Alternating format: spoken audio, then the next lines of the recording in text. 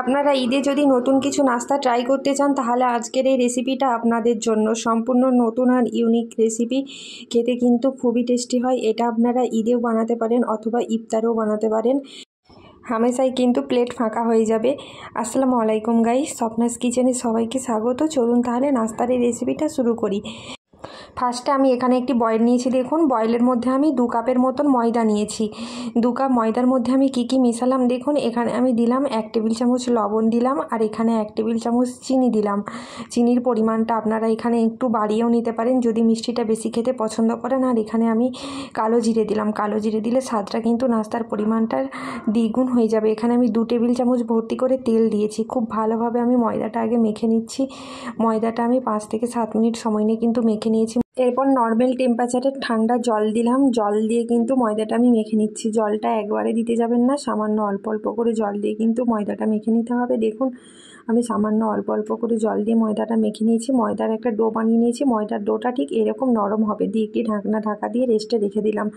চলুন তাহলে এদিকে আমি পুরটা রেডি করে নিই। এখানে আমি আলুকে আগে থেকে সেদ্ধ করে রেখেছি। সেদ্ধ করা আলুকে খুব ভালোভাবে গ্রেট করে নিয়েছি। এখানে আমি 2টা আলুকে গ্রেট করে নিয়েছি। তারপর এখানে ডিম সিদ্ধ নিয়েছি। দেখুন আমি ডিমকেও আগে থেকে সেদ্ধ করে রেখেছিলাম। সেদ্ধ করে রাখা ডিমকেও গ্রেট করে নিচ্ছি। এখানে আমি টোটাল 3টে ডিম নিয়েছি আর 2টা এখানে আলু নিয়েছি। খুব ভালোভাবে আমি ডিম আর আলুকে গ্রেট করে নিলাম। দেখুন আর মশলার মধ্যে কি উপকরণ দিলাম দেখুন। এখানে আমি দিলাম 1 টেবিল চামচ লঙ্কা গুঁড়ো। লঙ্কা গুঁড়োর পরিমাণটা আপনারা এখানে একটু বাড়িয়েও নিতে পারেন। আর 1 টেবিল চামচ হলুদ গুঁড়ো আর ভাজা জিরে গুঁড়ো দিলাম 1 টেবিল চামচ। আর পরিমাণ মতন লবণ দিলাম। স্বাদ অনুযায়ী লবণ দেবেন আপনারা। এখানে আমি দিলাম ভাজা ধনিয়া গুঁড়ো দিলাম 1 টেবিল চামচ। আর পেরি মশলাটা দিলাম 1 টেবিল চামচ। পেরি মশলাটা সম্পূর্ণ অপশনাল, হাতের কাছে যদি থাকে তো দেবেন, না থাকলে নাও দিতে পারেন। এখানে আমি কাঁচা লঙ্কা কোচানো দিলাম 2টার মতন। আপনারা এখানে কাঁচা লঙ্কার পরিমাণটা বাড়িয়েও নিতে পারেন। আর তারপর দিয়ে দিলাম ধনিয়া পাতা কোচানো আর আদা রসুনের পেস্ট দিলাম। এই উপকরণগুলো সব কিছু একসাথে খুব ভালোভাবে আগে মেখে নিচ্ছি। দেখুন সব কিছু উপকরণ একসাথে ভালোভাবে মাখার পর এখানে আমি 2 থেকে 3 টেবিল চামচের মতন কর্নফ্লাওয়ার দিচ্ছি। কর্নফ্লাওয়ারটা কিন্তু অবশ্যই দিতে হবে। কর্নফ্লাওয়ারটা দিয়ে আরও একবার খুব ভালোভাবে পুরটাকে আমি মেখে নিচ্ছি। আলু মশলা পুরটাকে খুব ভালোভাবে মেখে নিয়েছি দেখুন। তারপর হাতে আমি তেল ব্রাশ করে নিয়েছি আগে থেকে। তেলটা ব্রাশ করলে চিটচিটে যে ভাবটা থাকে তাহলে সেটা কিন্তু আর আসবে না। খুব সহজে আপনারা এই নাস্তার রোলগুলো বানিয়ে নিতে পারবেন। দেখুন আলু পুরের রোল নিলাম কিছুটা, দিয়ে ঠিক এভাবে লম্বা আকৃতির একটা শেপ দিয়ে দিলাম। এভাবে প্রত্যেকটা আমি আলু মশলা পুরিকে লম্বা আকৃতির শেপ দিয়ে দিলাম। মাশাআল্লাহ দেখতে কিন্তু অনেকটা সুন্দর লাগছে। এদিকে দেখুন ময়দার ডোটা কতটা নরম আর সফট হয়েছে। ময়দার ডোটাকে আমি আরও 5 থেকে 7 মিনিট মথে নেব। তাহলে নাস্তাগুলো কিন্তু মচমচে আর সফট হবে আর খেতে কিন্তু খুবই দুর্দান্ত হবে। তারপর 2টো বড় বড় সাইজের লেচি কেটে নিলাম। দেখুন গোল আকৃতির 2টো বড় বড় সাইজের লেচি কেটে নিলাম। তারপর একটি পিঁড়ে নিলাম। পিঁড়ের মধ্যে কিছুটা আমি এখানে আটা আগে দিয়ে দিয়েছিলাম। তারপর আমি একটা লেচি নিয়ে একটা রুটি বানিয়ে নিয়েছি। রুটির লেন্থটার কিন্তু বেশি মোটাও হবে না পাতলাও হবে না, একটু মিডিয়ামে একটা রুটি বানিয়ে নিতে হবে। দিয়ে এখানে একটা বাটি নিলাম। দেখুন বাটির সাহায্যে ঠিক এভাবে গোল গোল করে আমি কেটে নিলাম রুটিগুলোকে। দেখুন রুটিগুলোকে আমি এভাবে ঠিক গোল গোল করে কেটে নিয়েছি।